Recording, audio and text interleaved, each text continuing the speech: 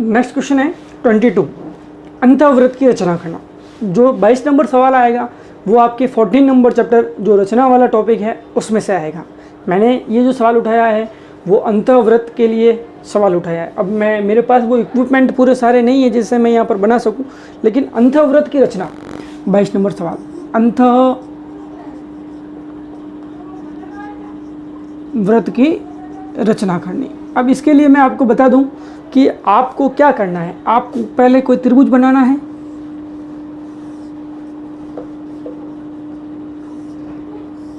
ठीक है।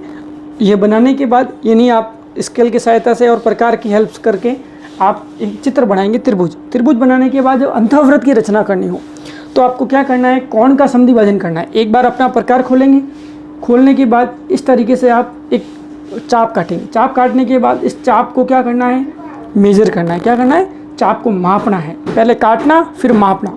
मापने के बाद आप एक इधर और इस पॉइंट से एक इधर कट हो जाएगा, फिर आप इसको ज्वाइन कर लेंगे। इससे कहते हैं कोण का समद्विभाजन। क्या कहते हैं, कोण का समद्विभाजन। तो कोणों के समद्विभाजकों को जो संगामी बिंदु होगा वो अंतःवृत्त का केंद्र कहलाता है, जिसे अंतः केंद्र कहते हैं अपन। क्लियर, ये थोड़ा सा है। जैसे मान लिया आपने इस तरीके से काटा, इसको काटने के बाद पहला काटा, फिर यहाँ से मेजर करके आप इस तरीके से और इस तरीके से काटेंगे तो इस तरीके से कट लगेगा। तो ज्वाइनिंग स्टेप से ज्वाइन कर दिया। इसी तरीके से इसको लेंगे अपन, कट करेंगे इस तरीके से, फिर वापस यहाँ से मेजर करेंगे और यहाँ से तो इस तरीके से कटेगा। इन दोनों का जो कटान बिंदु होगा, मतलब ओवरऑल आपको दो कोणों का ही समद्विभाजन करना है। क्लियर, दो कोणों का कर दिया। फिर आप क्या करेंगे, इतना अपना प्रकार लेंगे, प्रकार लेकर इतना यहाँ से यहाँ तक, यहाँ से यहाँ तक और यहाँ से यहाँ तक, तीनों को टच करते हुए वो आपका व्रत बनना चाहिए, जिसे कहते हैं अंतःवृत्त, अंदर बनने वाला व्रत। क्लियर, चलिए नेक्स्ट क्वेश्चन है अपने पास 24 नंबर। कह रहा है सवाल, 12 सेंटीमीटर व्यास के बेलनाकार बर्तन में एक 4 सेंटीमीटर त्रिज्या के ठोस धातु का गोला डाला जाता है। पानी की सतह की ऊंचाई में कितनी वृद्धि होगी, उस ऊंचाई के बारे में बताइए। जो आपके चैप्टर है 16वां, जिसमें बेलन, घन, घनाभ, शंकु वगैरह गोले हैं, अर्धगोला है, इसके अंदर जब भी सवाल वैसे पूछे गए हैं, ज़्यादातर पूछेंगे गोलों की संख्या निकालो, शंकुओं की संख्या निकालो, या फिर दो आकृति के बारे में बात करता है। छोटा गोला है, बड़ा गोला है, या शंकु है, उसमें से बेलन में से बनाए जाते हैं।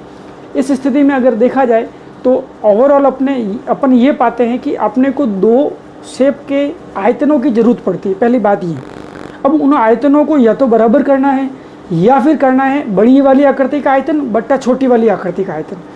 यानी अपन छोटी क्लासों में निकालते थे ईंटों की संख्या, है ना, तो दीवार का आयतन बटा एक ईंट का आयतन रखते थे। उसी तरीके से इसमें भी काम चलता है। तो अपने को जब संख्या पूछे, गोलों की संख्या निकालो, शंकुओं की संख्या निकालो, तो अपन बड़ी वाली आकृति का आयतन बट्टा छोटी आकृति का आयतन करते हैं। इसी के साथ साथ अगर अपने को सवाल इस तरीके का आ जाए, बेलन की ऊंचाई में वृद्धि बताओ, ऊंचाई निकालो, उसकी त्रिज्या कितनी होगी, इस तरीके से, और कितनी बात हो दो शेप के बारे में, जैसे यहाँ पर हो रही है एक तो गोला और एक बेलन, तो आपको उन दोनों का आयतन बराबर करना है। क्लियर, दोनों का आयतन बराबर। अब मैं बात कर रहा हूँ इस सवाल के अकॉर्डिंग। सवाल नंबर 24 गिवन में मुझे दे रखा है, यानी दिया हुआ है।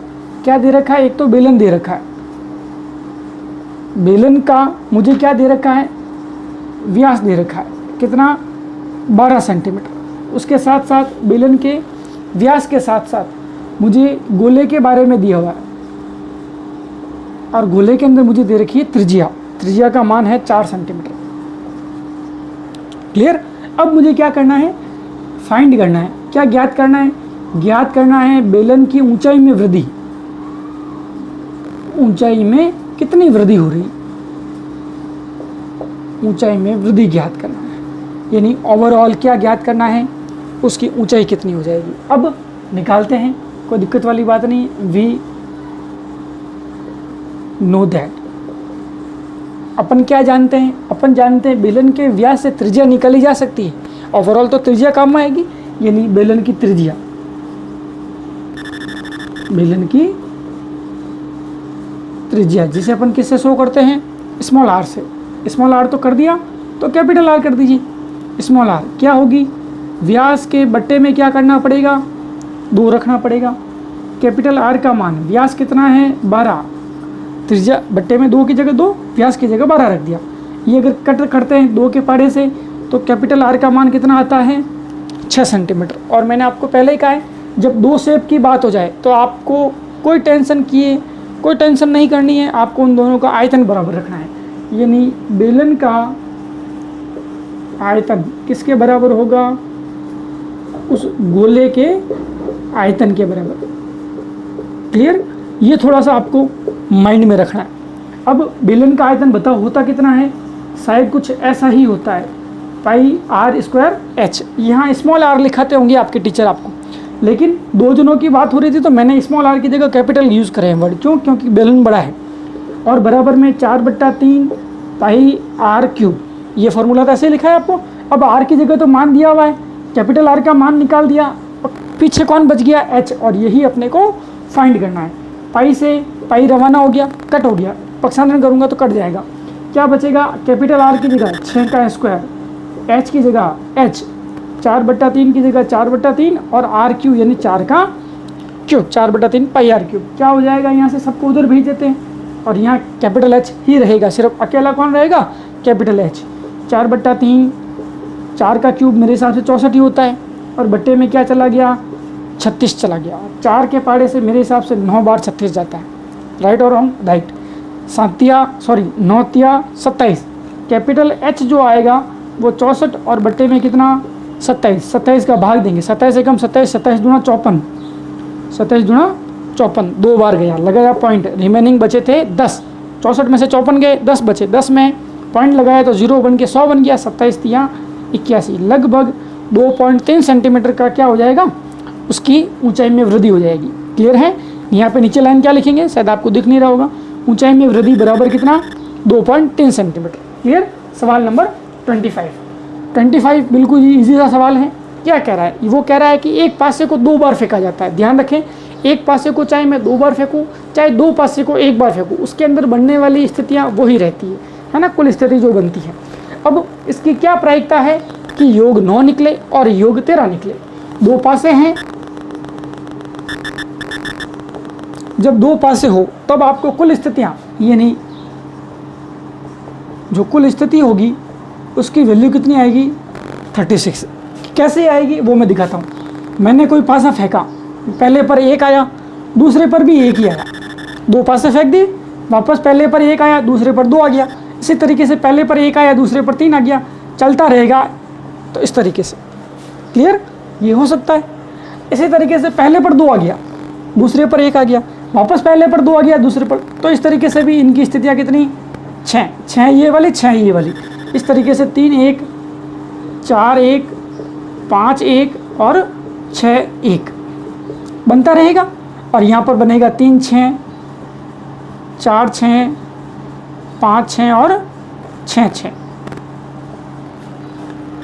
अब इसको अगर देखते हैं अपन, ये 6 स्थितियाँ, ये भी 6 6 6 12 12 और 6 18 18 और 6 24 24 6 30 30 और 6 36। तो कितनी स्थितियाँ निकल कर आती है 36। ये स्थितियाँ हैं, इनका रूप ऐसा होगा। क्लियर। अब मुझे सवाल क्या पूछ रहा है, मुझे सवाल पूछ रहा है कि योग कितना आए, योग आपके पास कितना है 9 योग आना चाहिए। कितना आना चाहिए 9। अब 9 लाने के लिए आपको इनमें से ढूंढना है कि किन पासों के अंदर जो, जैसे ये आया 1 और 1, इन दोनों को जोड़ो, कितना आ रहा है 1 और 1 मिलकर 2 बनता है, 1 और 1 11 भी होता है ना, लेकिन वो नहीं, 1 और 1 को जोड़ना है, 1 और 1 जोड़ेंगे तो 2 निकलेगा। ठीक है, क्या 9 हो रहा है, नहीं हो रहा है, 1 और 2 3 हो रहा है लेकिन 9 नहीं हो रहा है। अधिकतम 6 और 1 मिलकर 7 बन सकते हैं, मुझे 9 चाहिए, तो मुझे इसके लिए यहाँ आना पड़ेगा। यहाँ 2 और 6 8 हो रहे हैं, यहाँ आएंगे 3 और 6 मिलकर कितने बन रहे हैं 9 बन रहे हैं। तो ये स्थितियाँ जो होगी अनुकूल स्थिति के अंदर आएगी। किस में आएगी, अनुकूल स्थिति। कैसी आएगी देखते हैं अपन। 3,6, क्या इन दोनों को जोड़ने पर 9 आ रहा है, 6 और 3 9 ही तो होते हैं। अब उसके बाद ऐसी स्थिति यहाँ पर भी बनेगी 6,3 के रूप में। क्लियर, 6 और 3 भी तो आएगा नहीं यहाँ पर, 6 2 6 3, तो 6 3 भी बनेगा। इनको जोड़ो 9 आ रहा है। अब और भी स्थिति जो इस वाली लाइन में मिलेगी आपको 4,5। कौन सी वाली 4,5, जो इस वाली लाइन में होगी। इस लाइन में करेंगे तो 5,4, कितनी स्थितियाँ? 4 स्थिति। क्लियर? 1 2 3 4, और कोई भी ऐसी स्थिति नहीं है जो इसमें से हो और उनको जोड़ने पर कितना आ जाए? 9 आ जाए। राइट, ये थोड़ा सा ध्यान देना है। स्थितियों की संख्या 4 है। अब मुझे क्या निकालनी है? प्रायिकता। प्रायिकता क्या होती है बताओ? अनुकूल स्थिति बटा कुल स्थिति।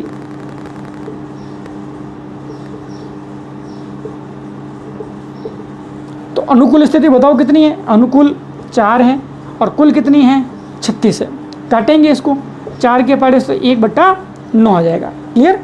आप यहाँ नीचे लिख सकते हैं, कोई आपकी गलत नहीं करेगा। मेरे लिए जगह कम है इसलिए मैं कर रहा हूँ। वापस योग कितना लाना है? योग लाना है अब 13। दूसरा सवाल क्या है? योग 13 लो। अब मैं देखता हूँ कम से कम योग कितना आता है। 1 और 1 को जोड़ते हैं, कितना आता है? 2 आता है। और अधिक से अधिक जाते हैं सबसे पीछे।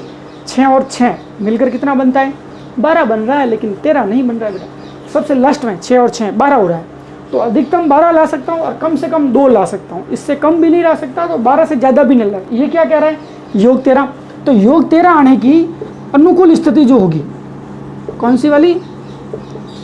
अनुकूल स्थिति। क्या ऐसी कोई अनुकूल स्थिति नज़र आ रही है इसमें आपको? नहीं नज़र आ रही। तो उसके लिए गणित के अंदर 0। कितनी स्थितियाँ हैं ऐसी? 0। अब वही बात, प्रायिकता किसके बराबर आएगी? अनुकूल स्थिति बटा कुल स्थिति। सेम यही, ठीक है। 0 हो गया, बट्टे में कितना? कुल तो 36 है, अपन ने लिख दिए। 0 का भाग, 0 के अंदर 36 का जब भाग देते हैं तो कितना आएगा? 0 आएगा। कितना आएगा? 0।